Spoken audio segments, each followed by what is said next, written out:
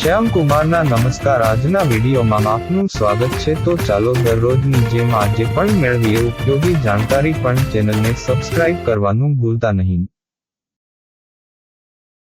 ભારતની વિવિધ કોલેજના સંશોધકો દ્વારા એક research paper, mango and diabetes, બહાર પાડવામાં આવ્યું છે. તેના અનુસાર, જેને ડાયાબિટીસ છે તેમને કેરી ખાવાની બંધ ન કરવી જોઈએ. પરંતુ, તેમને ડોક્ટરના જણાવ્યા અનુસાર કેરીનું સેવન કરવું જોઈએ. આ વિશે ડોક્ટર તથા અન્ય સંશોધનો સૂચવે છે કે જો કાળજીપૂર્વક કેરી ખાવામાં આવે તો તેનાથી ડાયાબિટીસ અને સુગર વધવાની શક્યતા નથી રહેતી. તેમના પ્રમાણે, એક સમયે વધુ પડતી કેરી ખાવાનું ટાળવું જોઈએ. ઓછી માત્રામાં કેરી ખાવાથી તેનું જોખમ નથી રહેતું.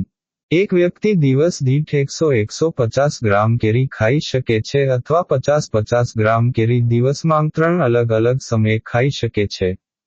ભોજન કર્યા બાદ વ્યક્તિના રક્તમાં સુગર વધારે હોય છે અને કેરી ખાવાથી સુગર વધુ વધી શકે છે.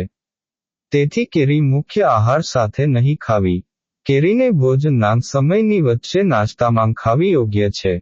આ રિસર્ચમાં વધુમાં જણાવ્યું છે કે, કેરીનો ગ્લાયસેમિક ઇન્ડેક્સ ઓછો કરવા માટે તેને બીજા ફાઇબરયુક્ત ખોરાક સાથે ખાવી જોઈએ. જેમ કે સલાડ, કઠોળ અને અનાજ. શરીરમાં જેટલું ફાઇબર વધારે હોય તેટલી પાચનની પ્રક્રિયા ધીમી કરે છે. ધીમી પાચન પ્રક્રિયાથી તમને પેટ ભરાયેલું લાગશે અને તમે વધુ જમવાની ઈચ્છા નહીં થાય. આ ઉપરાંત ફાઇબર લોહીમાં સુગરના સ્તરને ઝડપથી નહીં વધારે.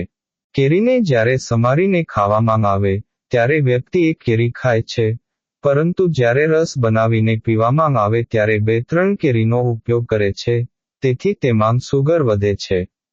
તેથી, આવાં ફળ કાપીને ખાવા જોઈએ, તેનો રસ કે જ્યુસ ન પીવો જોઈએ. કેરીને નાના નાના ટુકડા કરીને ખાવાથી તમે ખૂબ જ ખાધું હોવાનો અનુભવ થાય છે, જ્યારે તમે પર્યાપ્ત માત્રામાં જ ખાધું હોય. તેથી, ડાયાબિટીસ ધરાવતા વ્યક્તિઓ દ્વારા કેરી સંયમિત રીતે ખાઈ શકે છે.